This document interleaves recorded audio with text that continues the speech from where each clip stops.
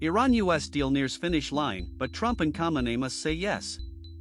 U.S. Vice President JD Vance said talks between Washington and Tehran were making good progress as negotiators from both sides reached agreement on a 60-day deal to extend the ceasefire, but the deal still awaits final approval from both President Donald Trump and Ayatollah Mojtaba Khamenei, according to sources.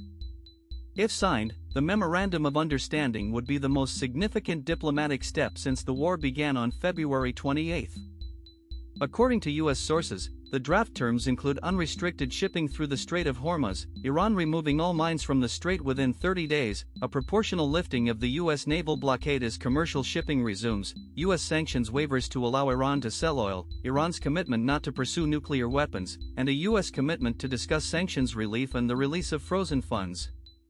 Nuclear negotiations would begin during the 60-day window. Colombia accuses Ecuador of deliberate interference in general elections.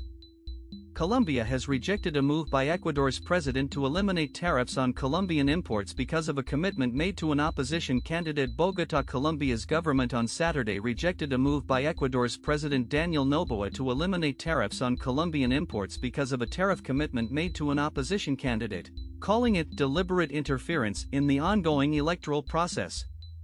Noboa said Friday after talks with Colombian presidential candidate Abelardo de la Espriella that he was committed to jointly fight narcoterrorism and would eliminate a secured Y tax on June 1.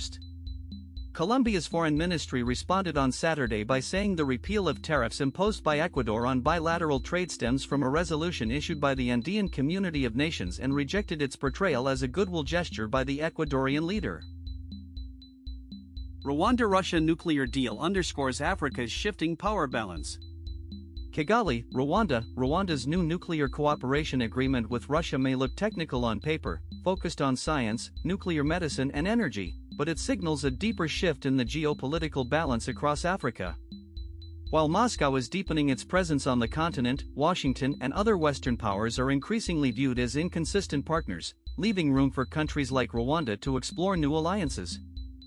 The agreement was signed on May 19 at the Nuclear Energy Innovation Summit in Kigali, where Rwanda's government emphasized its ambition to become a regional hub for technology, innovation, and advanced healthcare. The Memorandum of Understanding (MoU) covers nuclear medicine and broader cooperation in health and nuclear science, including potential research reactor projects and training programs. Rwandan government spokesperson Yolanda Makolo. Asia's defense summit opens with China and doubts about U.S. priorities topping concerns. China's military modernization and assertiveness in the Indo-Pacific are key topics at Asia's top defense summit. Singapore. China's rapid military modernization and assertiveness in the Indo-Pacific and growing concerns over American priorities are top issues on the table at Asia's premier defense summit, drawing leaders, top diplomats, and security officials from around the world. The Shangri-La Dialogue, hosted by the International Institute for Strategic Studies, also comes as the Middle East is increasingly on edge as new attacks have threatened the tenuous ceasefire in the Iran war. Russia, meanwhile, has intensified its war on Ukraine. Vietnamese leader To Lam opens the conference Friday with a keynote address, while U.S. Defense Secretary Pete Hegseth starts Saturday's session with remarks focused on the Trump administration's Indo-Pacific strategy. Lam has consolidated his U.S. says more than capable of resuming war, as peace deal remains elusive. Pentagon head Pete Hegseth has said that Washington could restart the war with Iran at any time if it wanted.